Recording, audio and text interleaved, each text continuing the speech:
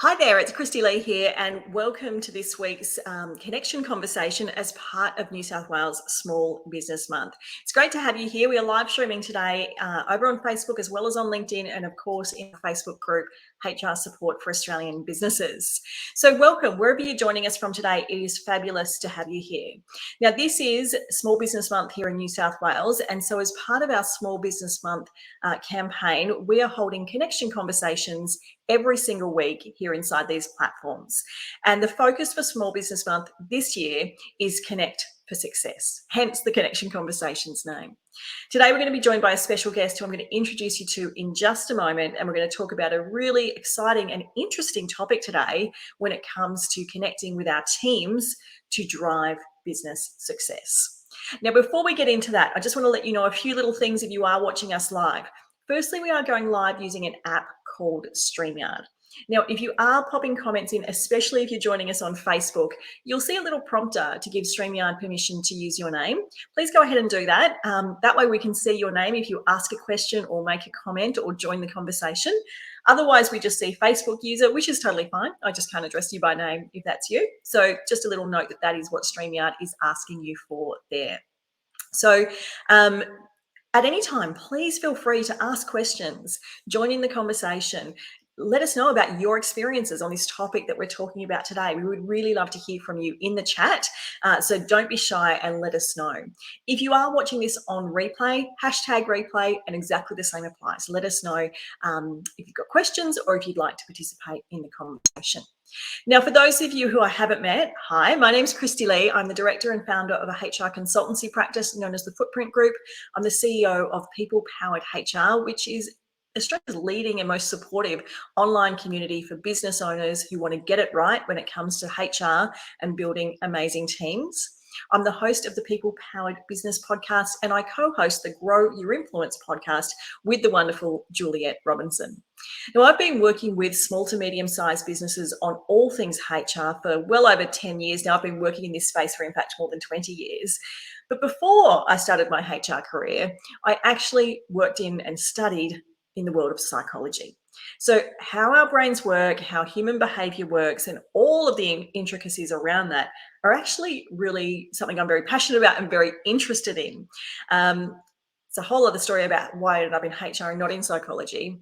But it's partly why this topic that we're discussing today is of particular interest to me. And it's certainly a topic that I have seen in play in the workplaces that I have worked with over my career. And I think we have so much more to learn and to leverage when it comes to this particular topic. So today I'm really excited to be joined by Nicci Richman from Audir.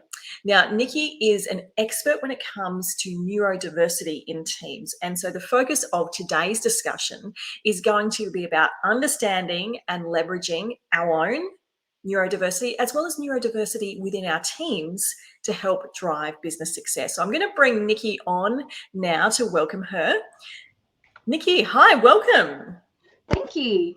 I'm really excited to have you here. You've got such a wealth of knowledge and experience in this space. And Nicci's also from a HR background, so understands the intricacies of teams in business and leadership and all of the HR side of things as well, but has a particular knowledge, passion for, and expertise in this neurodivergent space, which is really fascinating. Now, I may not get all the terminology right today. That's why we've got Nicci here. It's not an area that I am an in-depth expert in, but that's why I'm thrilled to be joined by Nicci, who's going to share some of her expertise. And we're just going to have a chat about all the things that we might not know that us as leaders need to know about this space. So before we get into it, Nicci, do you want to introduce yourself and let everyone know a little bit about you, your background, who you are? Sure. Thank you very much. That was a great introduction. And you got my business name right. So it is a tricky name to say, but the reason I chose Audir is because in Latin it means to listen. And what we've found, through history is that we tend to make decisions and systems around people based on what we think they need, whereas Audir is about the importance of listening to those with lived experience. So that's where I come from. As you said, I have an HR background. I've always been fascinated with people and a people watcher from a young age. So I'm an organisational development consultant. I work primarily with small and medium businesses to help them build inclusive cultures. And I also deliver a training series that I built called Leading Diverse Minds. So I am an HR professional for the last 20 years, and also I'm neurodivergent. So I'm ADHD and autistic, and I pretty much am very late to that understanding. So I have been immersed in neurodiversity for the last 6 years when we learnt about it for my daughter's diagnosis. And as the years have gone by, I have learned about myself as well. So I've understood about my ADHD for the last 3 to 4 years, and the autism diagnosis was very late, just last year. Wow. Yeah. And I love that point about listening and to listen, because you're so right. In businesses, and I have this conversation with clients all the time, we make assumptions, we think we know what people are thinking or what the right process is, and we quite often just skip over the listening, the asking good questions, and actually listening to the response and getting really curious with our people about what's going on for them, because everyone is living a different experience in the workplace, and we can't make assumptions based on our lived experience what others are actually going through. So exactly. I find that really fascinating. And great story that you shared about your own lived experience as well. And when you and I chatted offline a couple of weeks ago, I was sharing with you that there seems to be this almost surge, I would say, of people having what I would call late diagnosis of these various types of neurodivergent traits, I guess. And it's interesting, you were sharing, you're seeing a lot because people's children are having these diagnoses. But I'm certainly seeing a lot of it as well. And I find it really fascinating. Obviously, we have a growing awareness, and also I'm hoping a reduced stigma around some of these things that were once considered, I guess different. We're all different, right? So, I'm hoping that all of this increased awareness is really assisting as well. And fascinating when you start learning about it, isn't it? And you learn about yourself, and a whole lot makes sense. Absolutely. And finding people, as I mentioned to you, we call the lost people, because the diagnostic criteria, particularly if I focus on autism, for example, the diagnostic criteria was very much focused around white male experiences. And we have very stereotypical experiences that we see. And not a lot has been known about those assigned female at birth.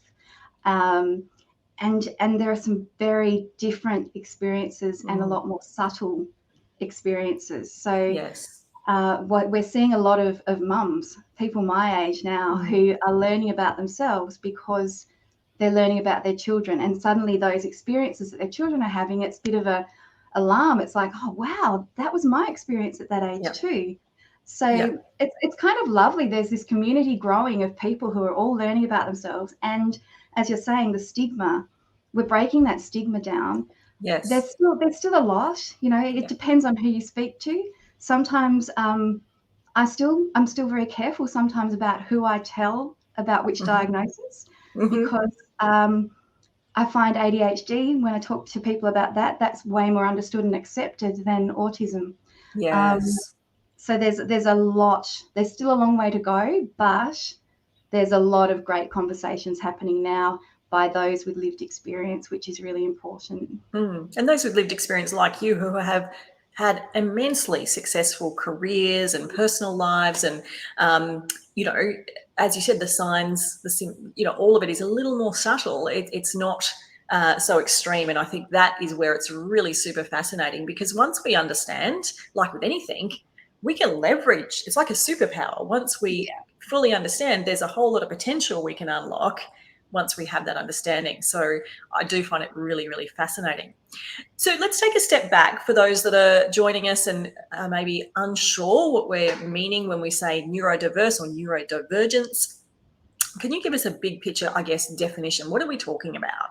Yeah, sure. And that is tricky because different people who are neurodiversity advocates will talk about it differently. So I'm quite a stickler for the language. That's the autistic side of me coming out. So neurodiversity is all minds. It's the variation of every mind. We're all unique. We've all got different ways of thinking and being. So when you talk about neurodiversity, it's everybody in your workplace.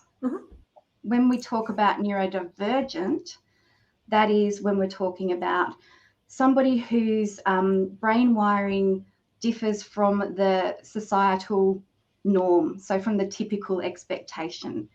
And then we also talk about neurotypical. So that is those who present whose brain is wired more typically as expected by society. And I really like that distinction, actually, because we all have then neurodiverse workplaces because we are all neurodiverse. And I think actually that's really important for a lot of reasons.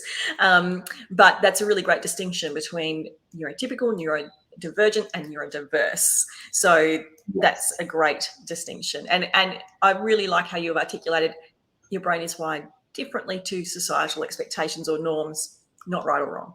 Yes, absolutely, because different cultures have different societal expectations. So when we look at the society that we're in Australia, that's and you know, Western society, that's what we're talking about, is neurodivergence, neurotypical.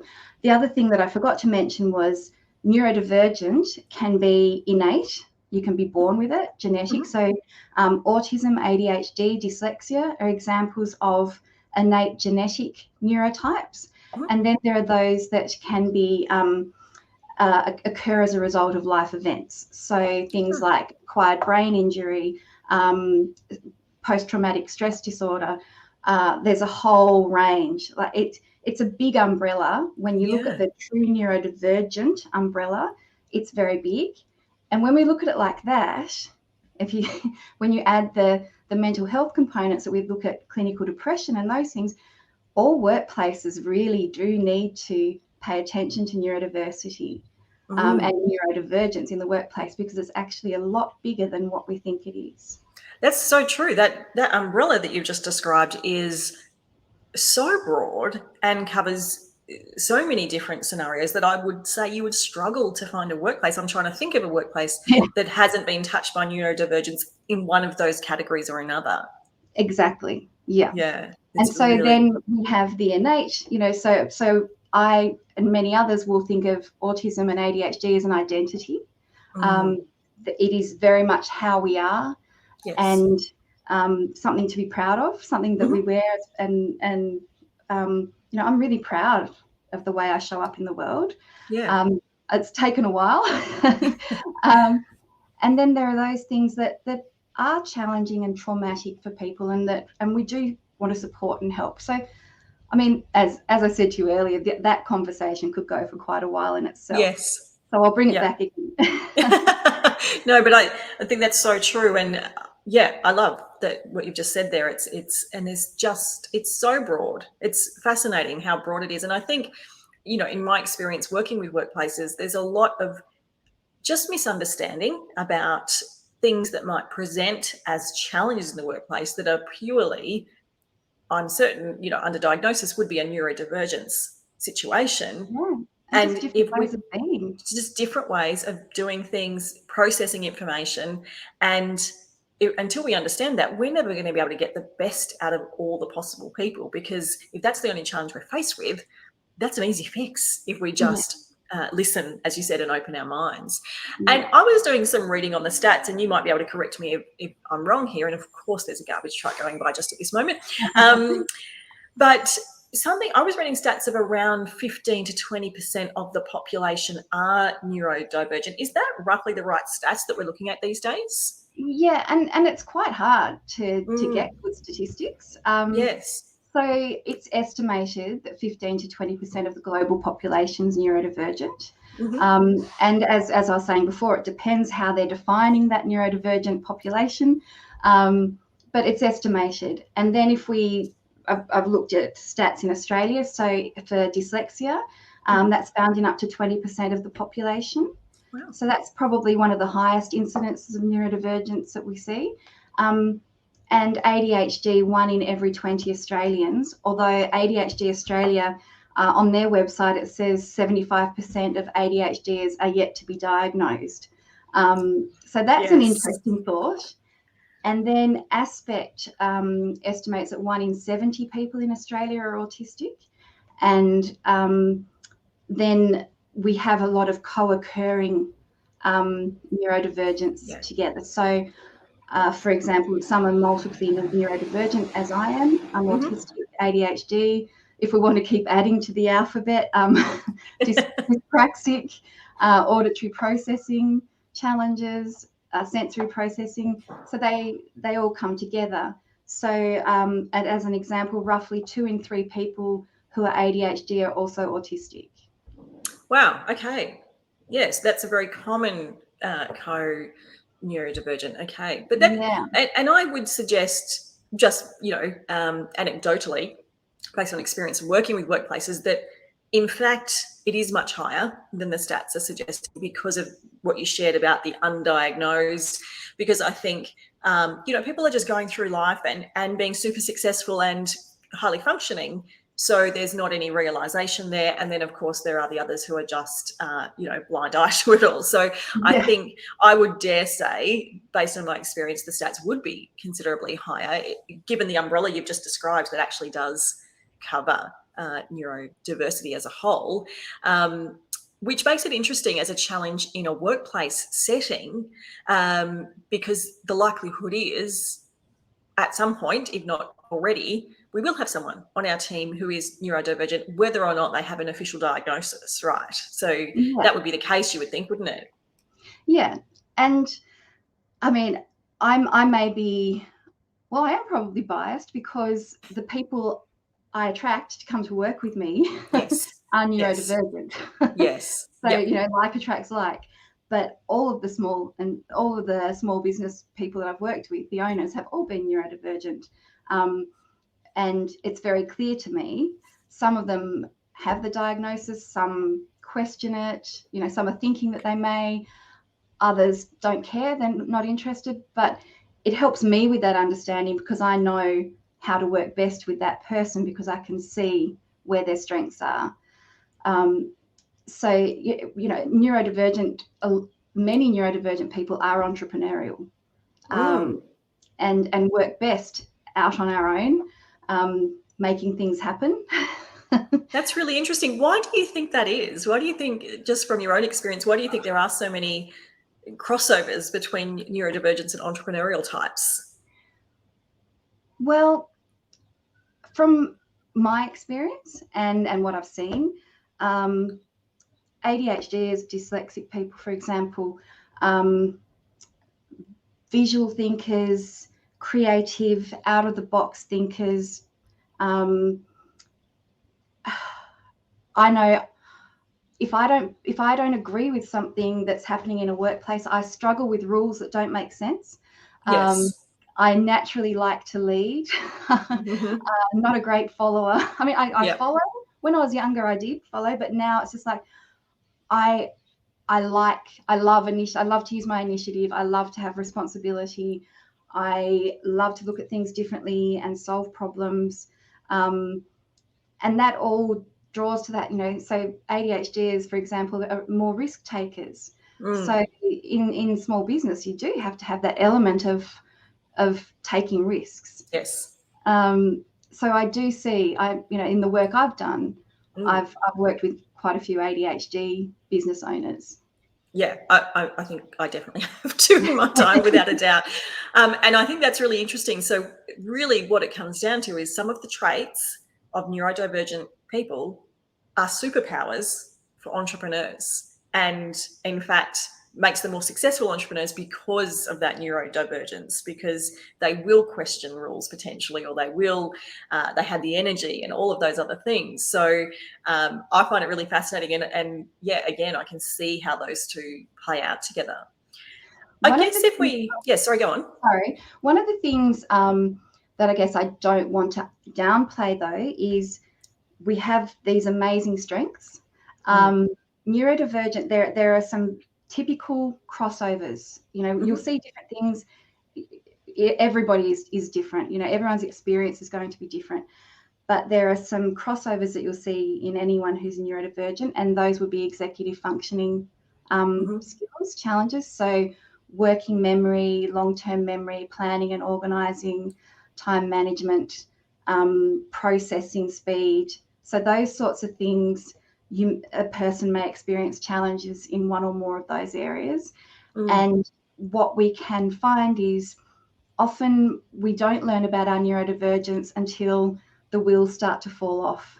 So when life becomes very stressful, really complex, that's when we start to see. So there are disabling factors of being neurodivergent, and often the workplace, without intending to, can disable our neurodivergent employees. And that's where I come in, because it's that listening. If we listen, it's not expensive and it's not hard to change the environment to make it less disabling or not disabling at all for an individual, so that they can really thrive at work. But it's something to be aware of, that it's not all sunshine and roses being neurodivergent. It's there's some real challenges there as well. Absolutely. So if we take ourselves as leaders in the first instance, and then we're going to talk about team as well, but if we as a leader either have a diagnosis that is neurodivergent in some capacity, or we're identifying with some of this and we're thinking, ooh, I can relate here and some of this may be me, there's obviously some strategies we can put in place, because we can realize our strengths in that we know that we are comfortable with risk taking, or that we come up with the best ideas. But those challenges, or those areas that we may not be as strong in, like delivery of the idea or the detail or the planning, if we can identify that, then surely we've got opportunity to build team to fill those gaps. Is that how we can approach that? Yes, exactly. So that self-awareness is the first thing. You don't need to get a diagnosis. It's just that self-awareness. This is happening for me. These tools work. This is why I'm successful, or this is why I've got to this point in my business, because of these strengths.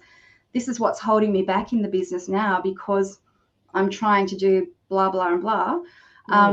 We have spiky profiles. So if you ask me to do, oh my gosh, detail for ongoing every day of the week, I'm going to fall down. Yes. Yeah. Same with finances. Don't put me in charge of anything financial. So understanding our strengths and being courageous enough to then say, this is where I generate most value for this business, and this is what I need in my team. And then building that team around you. What that's going to do, because you're then going to have a diverse team, there will be conflict, there will be challenges, and that's why self-awareness is the first thing. For example, I've worked with people who recognise that their ADHD management style stresses out some of their employees. I could see that, yeah. So that, come on now, action, and then, oh, great idea, let's implement it. It can really stress those more methodical employees that you need in the workplace. So it's understanding and adapting to what each individual needs in order to do their best in the workplace. And that's the leader's responsibility. So, sure is, yeah. But when it comes down to it, it's worth it for the success of the business, and it's an investment absolutely worth taking. Yeah, and I love that element of self-awareness, and we see people, in the workplaces you and I would work with, some people are very self-aware, others are completely not, which is always interesting. But having that self-awareness and having, like you said, the courage to say, this is not about weakness, this is not about needing to do everything, because I think that's a natural default for a lot of small business owners and entrepreneurs. Delegation and trust. Delegation and trust. And if we just stop with all of that and build the right team around us, we will have a more successful business, and we'll have a much less stressful life, because we won't be trying to do the things that are challenging for us. And that is the same for, you know, someone who is neurodivergent or purely neurodiverse, as you were explaining earlier, that there are things that some of us are great at and some things we're not good at. Do not get me to do your proofreading because you will have errors the whole way through it. I don't have that kind of attention to detail. So we all do have those innate strengths. And I guess it's exactly the same applied to a neurodivergent individual. It's just being able to sit with those strengths versus areas of, you know, challenge, and not feel like you need to keep pushing through. Because I imagine that stress level from a neurodivergent perspective can really compound very quickly. Yes, absolutely. And that's where, if we're looking from the neurodivergent business owner's perspective, ADHD is, I keep saying ADHD because that's my most long-term experience. Yes. And possibly based on what you've shared, the most common as well. Yeah. It's that we just go. So we'll hyper-focus, and it's our passion. We're interest-led. So we can do long hours, 300%. I don't like saying it's over 100%, but 300% energy put into something, but then we'll collapse. Yes. So it's firstly recognizing our ebbs and flows and how we work. So now I've recognized if I have 3 days of full on, for example, and I'm achieving, I know that there may be 4 days where I do basic admin tasks, or I even take time out and hang out with my family. And it's giving myself permission to know, okay, well, those 4 days of intense focus, it's like I've worked, a more sustained normal work week. Yes. So it's giving ourselves that understanding, but also our team understanding that. Yes. Because for somebody who loves that autonomy, they might show up in the workplace with this full-on focus and then disappear, and their teammates, their employees not see them for a few days and wonder what the hell's happened to them. So it's that communication. This is how I work. I think that's so important to be really transparent with your team about that too. And I'll just mention, if you are joining us live, we've got a few people joining live, please feel free to pop questions into chat or join the conversation. Let us know your experience of neurodivergence in the workplace, or questions that you have. Just pop them into chat. But it's so true that you've got to be transparent with your team about what's going on. I often say, as leaders, we think that we're not allowed to have like a bad day. We're all going to have a bad day, like at any time. And if you can't tell your team what's going on and you think you have to mask it, and then you're snappy, or you're not communicating, or you're not giving them the support they need, they are none the wiser. And it's not fair on you or them to create that environment. And I think this is exactly the same situation. And also being brave and vulnerable and open demonstrates to the team that you would also support them and you have an understanding, because there may be someone on your team who, with or without diagnosis, is having some challenges as well. And this gives them the platform to also talk to you and to be open as well. And if we can nail everyone on our team working in the flow that works best for them, on the tasks that, most of the time they're best at. Of course, we can't give everyone their favorite task all the time. But if we can hone that in, you're going to have a workforce and a business and a team that's so much more productive and efficient and happy and motivated than if you're trying to just get everyone on sort of a process wheel and doing the same thing over and over, no matter whether that's the right time of day for them, all of those things. I mean, it's about really individualizing the workplace experience, isn't it? Absolutely. And one of the things, we talk about accommodations for neurodivergent employees, but whatever we set up, I don't like to other, so whatever we're setting up, let's set it up for the entire workforce. It's absolutely individualized is important. It's not you get special treatment because you have told me, disclosed that you're neurodivergent. It's every person gets what they need within reason. Yes. To be able to thrive at work and do their best work, because the spin-offs are, turnover costs go down massively. For every wrong hire we do or wrong job fit, where, you know, it's 1.5 times that annual salary. That's one of the figures that we quote a lot. Yes. Yep.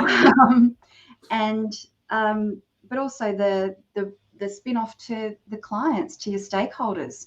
They're seeing an engaged, happy, productive, diverse team that reflects your stakeholders.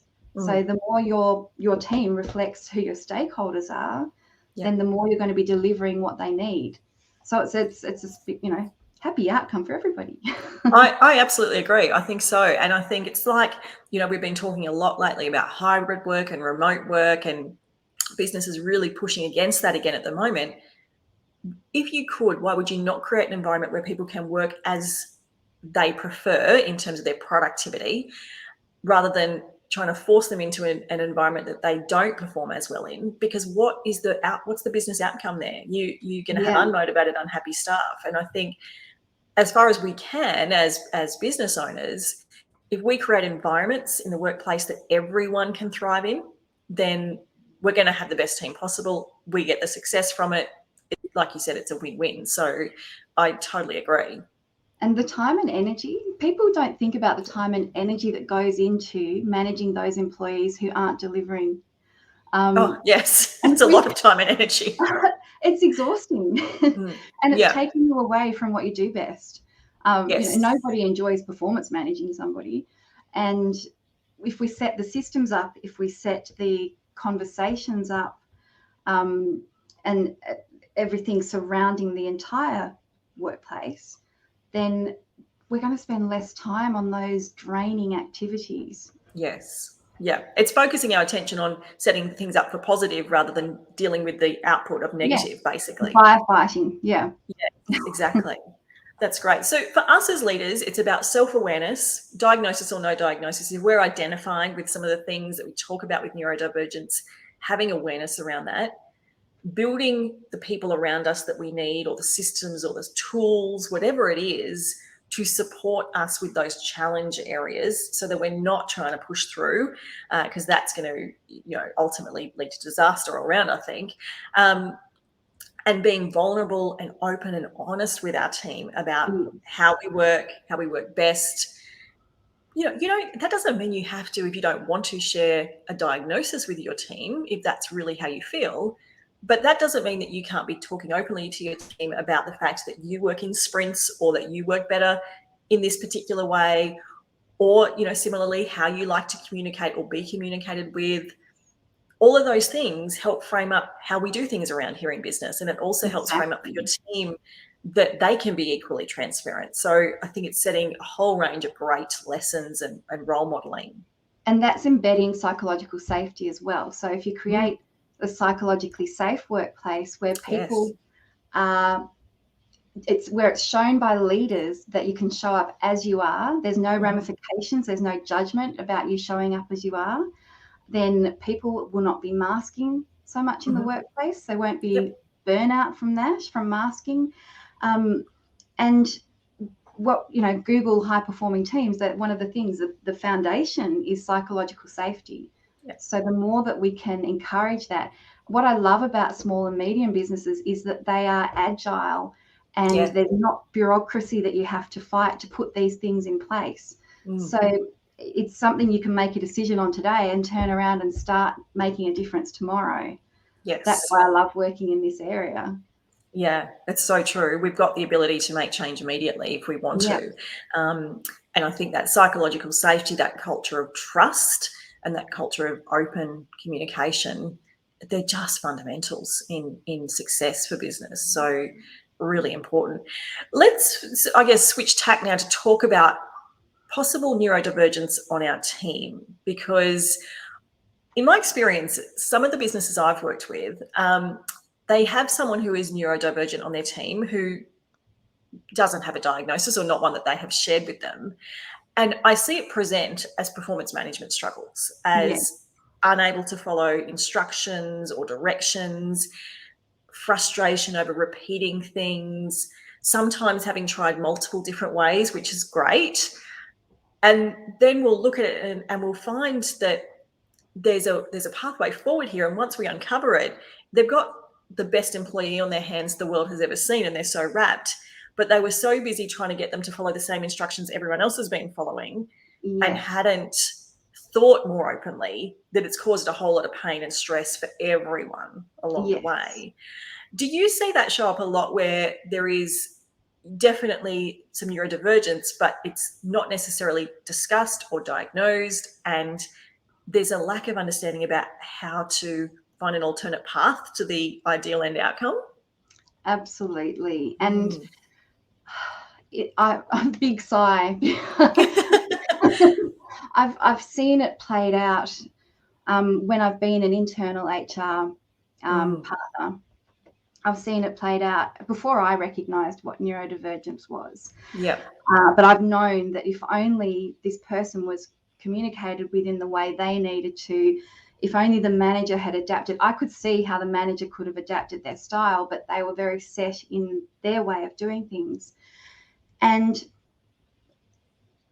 one of the challenges for many neurodivergent people is we want social justice. Everything needs to be ethical and fair.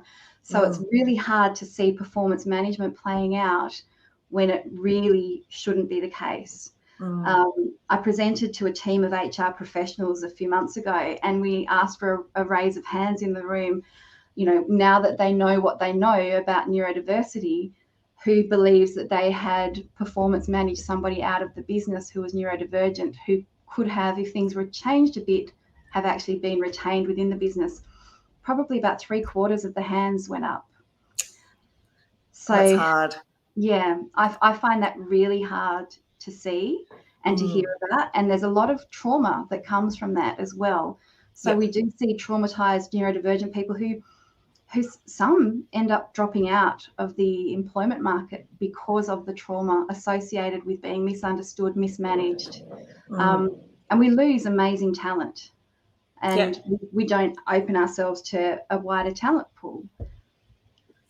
And that's a challenge. I think, absolutely. I think that is the challenge that we see, is that if these people become, traumatized, despondent, fearful even of entering the workforce because of experiences that they've had, we are missing good talent. And we've got to remember, the market we are in right now is talent short.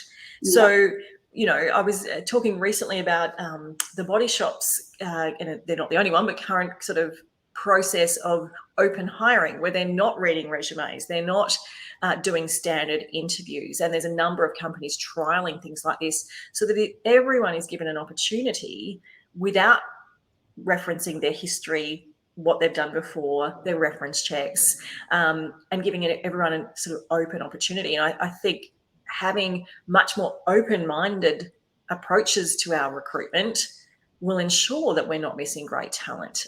But we do then have to have the systems obviously in place to support everyone as well. So if we've got someone on our team and we are feeling like there might be a neurodivergent issue, challenge of some sort, but they haven't come to us with any kind of diagnosis, they haven't disclosed anything, what should we as leaders and managers do in this situation? Is it just about having a conversation with them, or what's the appropriate process or protocol? So yeah, absolutely. If they haven't disclosed anything, then then we can't really go and say, hey, you're looking like you're we think. So we can't do that. Although, having said that, I did do that to my business partner. I think that's a different story. I think you're allowed to do that. So it starts again with self-awareness and awareness of how we work, so that we can have an open conversation using ourselves as an example. So I notice that this is how I work best. I need, if somebody asks me to do something, I need them to put it in a dot point form. So having that kind of open conversation, and then the feedback model that we use, it's very much I've noticed that this seems to happen. So it's not emotional, but starting that open conversation, having systems set up already. So in a business that's got a number of ways to communicate, or a number of ways to set jobs, you know, if you've noticed that the person is not planning their tasks and not achieving outcomes or not achieving the right outcomes, then it's a conversation. Is the manager verbally giving all that information and expecting it and hearing the person say, yes, I understand, when when they're not retaining it? I understand. Yeah. So if the manager notices that, then it's trialing a few things too, isn't it? It's dropping an email saying, as we discussed, and dot point, like very straightforward, simple, because the way many neurodivergent people communicate, particularly autistic people, is we don't read between the lines. We don't like guesswork. You know, working in a place where people are so mindful of other people's feelings that they never actually come to the point and tell you what they need or want, that is so hard for somebody who communicates in a very straightforward way. That causes real issues in the workplace. So that's the first step.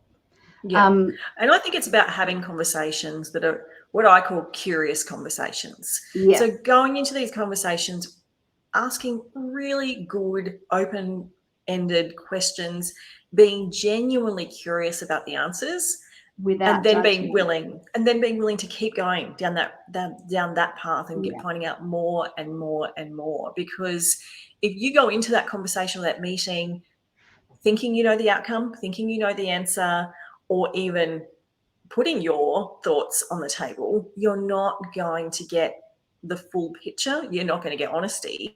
And sometimes it will take more than one conversation, because you've got to build that trust that they can talk to you and explain things, and you will listen, and you will just listen and then work on it together, rather than judging or responding necessarily.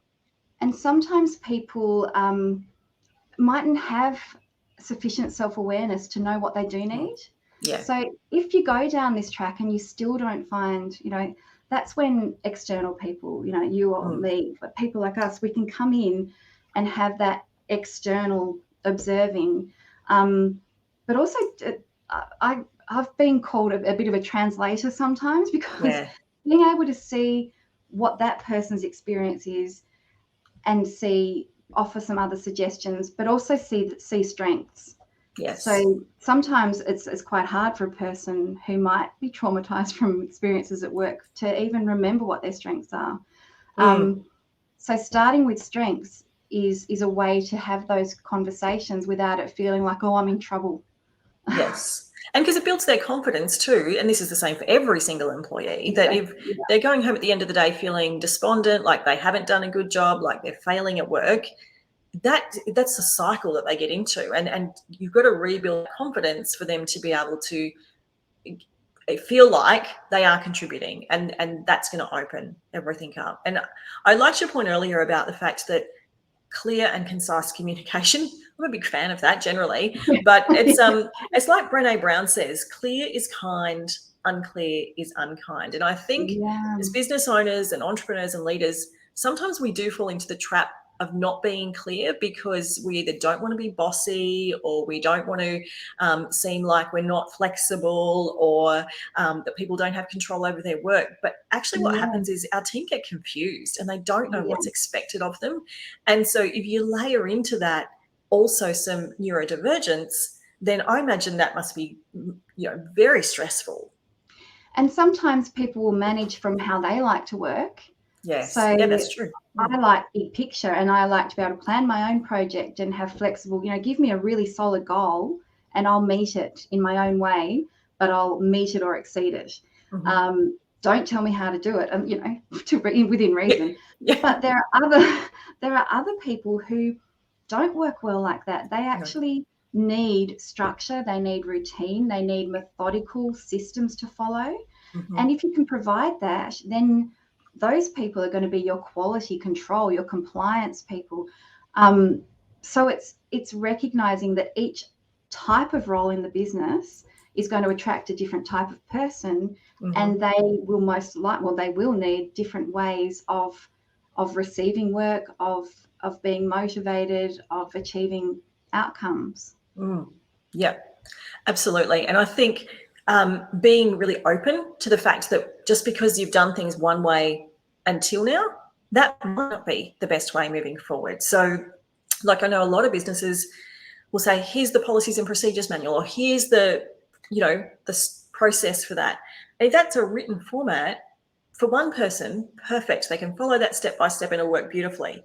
For another person, that is just a lot of words on a page, and that's going to be just hard work. And so having these multi-layered processes it's a valuable business resource anyway. I will often say, absolutely have it documented. Also, have a Loom video showing someone how to do that process. I was about to say Loom is brilliant for that. Brilliant, yes. Yeah. And I love watching. If I'm learning something new, I will often rewatch a video over and over again because I want to experience it as I go. That's my personal preference. And maybe reading instructions for that thing, particularly if it's something that's visual for me, then I'm going to want to follow that process. And I remember working with a team years back in hospitality, actually, and they were awesome managers and leaders. And they had a team member who the quality of work he was producing was brilliant, but they couldn't leave him because he couldn't follow the step-by-steps to get the plate to where they needed it to be. And they were brilliant and were trying all different things and just got to a stuck point. And ultimately, it was the words for this particular individual. Once we put everything individual into pictures, brilliant, unlocked, could follow the process. And they were very aware enough to say, we know that there's a gap, we can't quite figure it out. And they were trying lots of different things.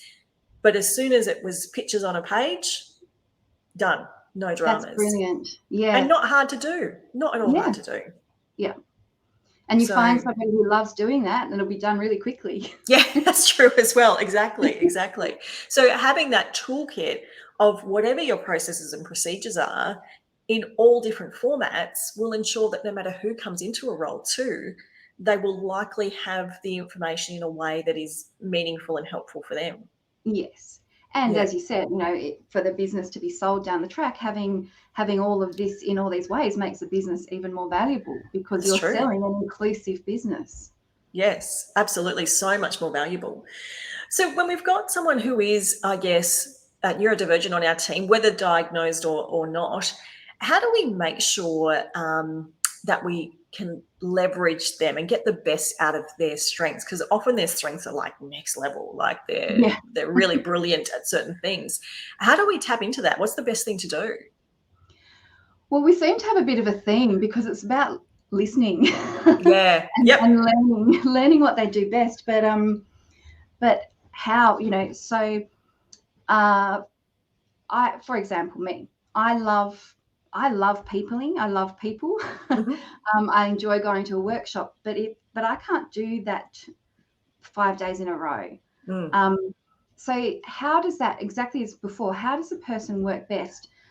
If they come in the office, is that for when they need to people? Mm-hmm. Can they, when it's a work that can be done from home, that flexibility to work from home, you might find that's where they will get all the quality, the focus work done. Whereas if they stayed in the office, the noise for some people can be disabling. Yes. Or even having noise cancelling headphones, but all the distractions of people around, people butting in while you're trying to work. I know transitions for me are very hard. So that task switching, when you're in the workplace, you're constantly being interrupted, especially if you've got an ADHD boss. That's a bit challenging. So if it's possible, focus work, an agreement and understanding that happens at home, whether it happens from the person's bed, if they are cognitively there, but their bodies needs a break, how can they do their best work? That's what we need to know and make it happen for them. Do they not speak up in meetings? Do they need to have time to process what's happened in the meeting and then be able to talk to you about it afterwards or send some notes? Having information up front, so no surprises. So all the things that you can build into how the business does work. One of my clients is a neurodivergent business owner who I was very fortunate to come in at the beginning of the growth of her team.